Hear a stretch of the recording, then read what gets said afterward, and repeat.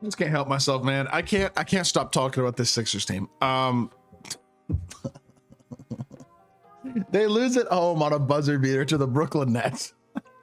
This team is like a basketball joke. I think they're the laughingstock of the league at this point, because they're the only team in basketball that I can think of that is truly trying to win still, and yet horrifically bad, and have two of the worst contracts in basketball in Joel Embiid and Paul George.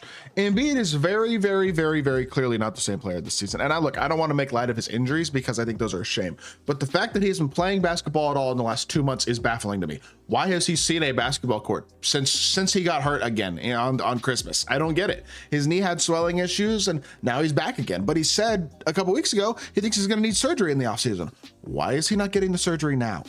The season is absolutely over.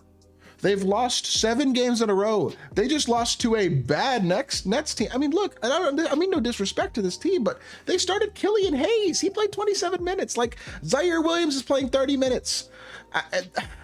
The only 2 guys on this Nets team that are factoring into any other real NBA rotation are Cam Johnson and Nick Claxton. Maybe not the only 2, but like, I don't know. The best player on this Nets team is like, I'm not trying to disrespect the Nets. The Nets are trying to win. They're playing hard. I don't know why, but they don't want to tank. And like, shout out to them. I like the Nets' effort and grit. This is a young team that is playing together and playing hard. I will give them credit for that. The Sixers are an old team that is not playing together, is not playing hard, and despite some good additions at the deadline, the addition of Quentin Grimes was a massive W and a huge win of a trade for them. The Mavs could still use Quentin Grimes, and the fact that we traded him away annoys me because I'm a fan. He was a really good Mav, even for a short time. And he's been really good in Philly so far as well. He's been efficient. He scored 30 already in a game. And they added Lonnie Walker, who I think was a real contributor to their bench as well, although he didn't play well tonight. He's another guy who has the skill set to be a useful player for this team. And like, they have no backup big. I'm sorry, Andre Drummond is not the answer. They have David Roddy and Ricky Council in the rotation. Neither of guys who, in my opinion, should really be rotation players. I've liked what Yabusele has done a lot this year. I think he's been great, but he's now playing less off the bench. And like, they continue to play Kelly Oubre significant minutes, even though he's not an incredibly high-level defender and he's not a efficient shooter whatsoever. I have a hard time justifying him playing 40 minutes a game. That just doesn't make a lot of sense to me. Paul George's efficiency is inconsistent at best, and he's such a low volume scorer at this point. Embiid now has games like this where he's 4 of 13 with 14 points against a bad Nets team. 2 years ago, he would have scored 50. I'm not kidding. 2 years ago, Joel Embiid, every time he played a team, like, I feel like every single time that Joel Embiid played a bad team, the Nets, the Hornets, the Pacers, whoever else it was back then, he just ate. He was scoring 54 points. He was sitting out the fourth quarter because he had 46 in 3 quarters and they were up 20. Like, that was the Sixers a couple years ago. These were the matchups that Joel Embiid salivated about. He was going to score 40 points. You knew it. His over-under a couple years ago in this game probably legitimately would have been like 37.5 points. Now he scores 14 on 4 of 13. He's not the same player. And it's injuries. I get it. Why is he playing? What is the benefit? What is the goal? Am I missing? This team is so baffling. Is Nick Nurse trying to save his job? He looks miserable. I don't know why he'd want to save his job. He looks miserable every time I watch him coach a basketball game. Daryl Morey is getting fired in this offseason, or at least he should. Will he? I have no idea. Should he? I think so.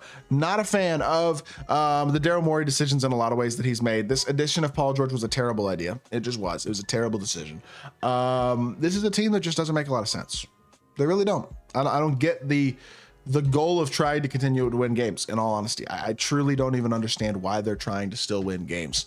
When you look at the season-long stats, they're bad. We'll come back. Look, 24th in defensive rating at a 115.2. The offensive rating is a 111, which puts them also bottom 10, bottom 8 at a 111.1, and then negative 4.1 net rating, which puts them bottom 9 in basketball. Like, they're a bad team for the season. They have been, but their last 10 games, they are 1-9 with a offensive rating that isn't atrociously horrible at a 113.4, but it's not good by any means, and a defensive rating of a 120.2, negative 6.8 total net rating, third worst defensive rating in basketball between a Kings team that plays no defense and a Pelicans team that is absolutely tanking.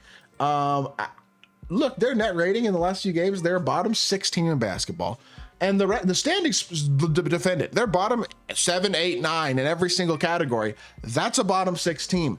And the numbers defend it. When you look at the standings, they are officially in the 6th worst record in basketball, which their pick is top 6 protected.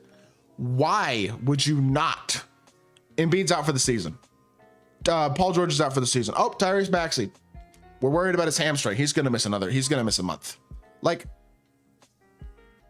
intentionally lose. What do you gain?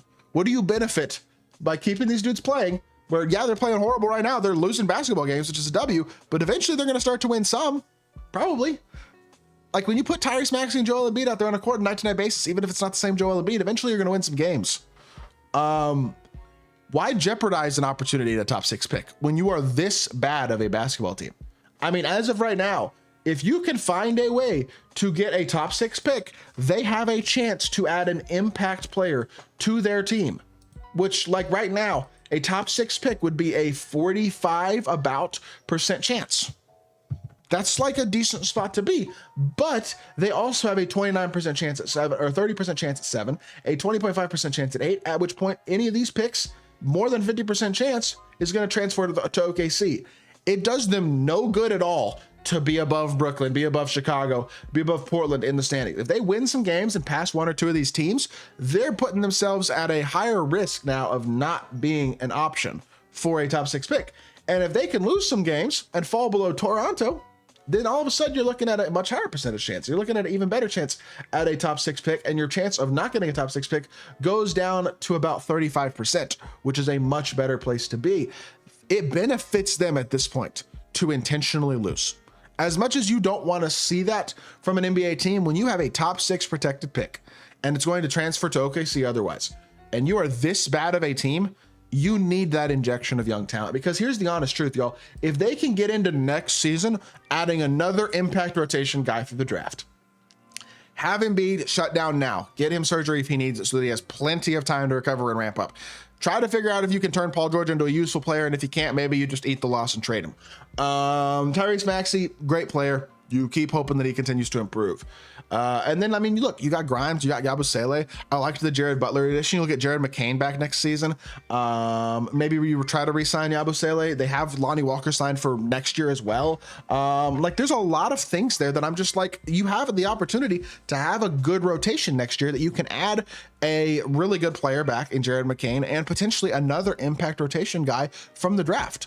Why would you not just blow up this season? Because the honest truth is, best case scenario, and when I say best case, I mean winning games scenario, is that they make the play-in at this point, which they're still only a game and a half back of, despite losing 7 games in a row, because the Bulls have also lost 6 games in a row and are also not trying to win basketball games. There are only 8 competent teams in the East, which are the Cavs through the Heat. The Hawks would have been in that group, but they lost Jalen Johnson for the season. And in all honesty, there's only 6 actually like good teams, which is Cavs through Pistons. And then Magic and Heat, you don't know what they're going to do on a night-to-night basis because the Magic can't score and the Heat just aren't that great. And then, I mean, the Hawks and the Bulls are a joke. The Nets are like somehow winning games. They're legitimately might make the play-in. Like that. The Sixers could make the play-in and either somehow miraculously squeak their way into the playoffs if they win 2 straight games, which probably won't happen. Or they could, even if they make the playoffs, they're going to get blasted in the first round, like embarrassed. It does them no good whatsoever. It's what I keep reiterating. It does them no good to do that. Lose. Get your pick. I don't know what they're doing. I'm so baffled. This team makes no sense to me. Legitimately one of the worst failures of a franchise with high expectations that I can remember in like a single year. Going from, oh, we're winning a title this year, we're going into the year, to, oh my gosh, we are awful, trying to get a top 6 pick. It's been a disastrous year, and it's been kind of an embarrassment for Philly, and I legitimately feel bad for them. So I hope y'all did enjoy the video. If you did, make sure you hit that like button, leave a comment, and subscribe. I'll be back with more NBA content very, very soon, and I appreciate y'all. Peace.